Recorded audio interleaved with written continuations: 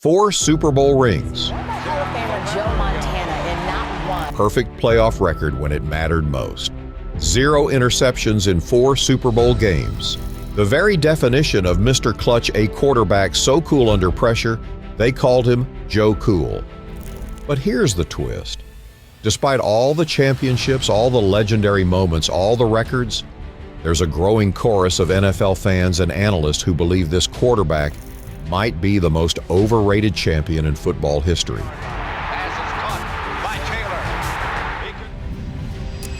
So what's the truth?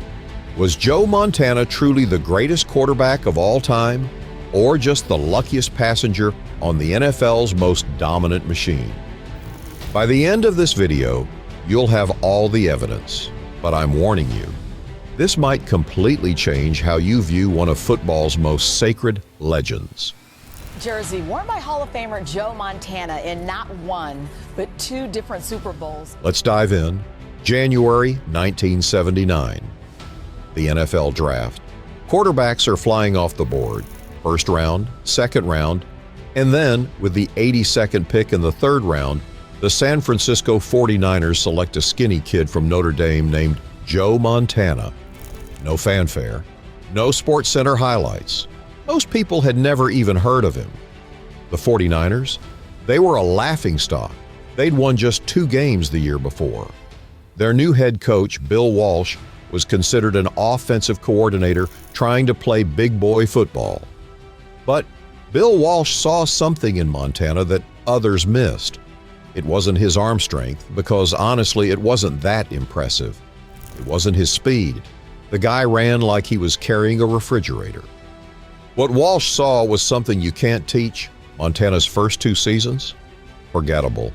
More interceptions than touchdowns. Fans shouting for his benching. Analysts calling him a bust. The perfect storm of doubt. But then came January 10th, 1982. NFC Championship game.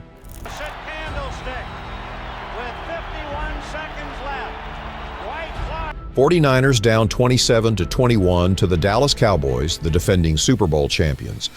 With 4 minutes and 54 seconds left, most quarterbacks would crumble under that pressure. Montana, he looked like he was playing catch in his backyard. 6 plays, 89 yards, and then the catch. Dwight Clark, back of the end zone. Fingertips, game over. In one throw, Joe Montana went from nobody to legend. Stops, he sees Montana rolling, makes the adjustment. But that was just the beginning. In one throw, a nobody became a legend. And 3 weeks later, he had his first Super Bowl ring. The NFL was officially awake to Joe Cool. What followed was domination. The 1980s belonged to the San Francisco 49ers, and Joe Montana was the field general. Super Bowl 16 against Cincinnati, his first championship. He's 25 years old and he's already Mr. Clutch. Super Bowl 19, they demolished Dan Marino and the Dolphins 38-16. Montana throws for 331 yards and 3 touchdowns. Super Bowl 23, down 16-13 to Cincinnati with 3 minutes left, 92 yards to victory.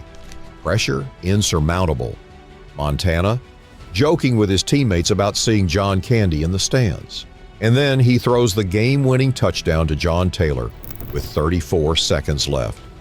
Calm, composed, untouchable. Super Bowl 24, destruction of Denver. 5 touchdowns in the first half. Game called off early.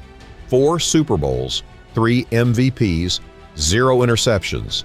This was more than talent. This was psychology. Precision, ice water. By 1990, the question wasn't whether Montana was great. It was whether anyone would ever be better. But every legend has critics, and Montana's whisper became a roar. System quarterback. Critics argue he wasn't great individually. He was great because he had Bill Walsh, Jerry Rice, Roger Craig, and a perfect roster.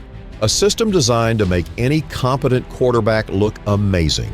Montana didn't have the rocket arm of Marino or the improvisational skill of Elway.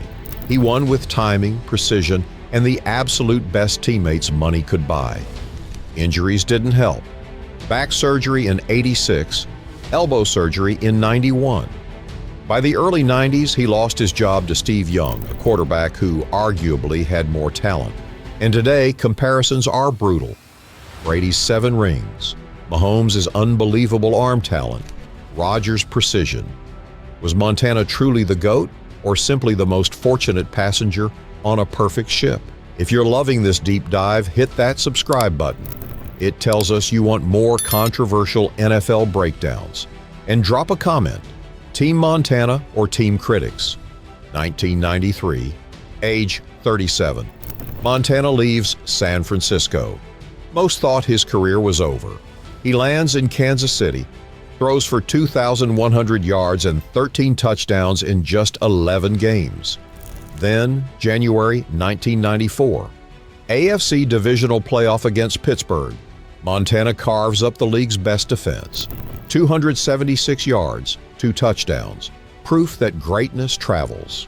Chiefs lose AFC Championship, but Montana had made his point. To the offside penalty, Montana naked bootleg. This wasn't Walsh. This wasn't Rice. This was just Montana.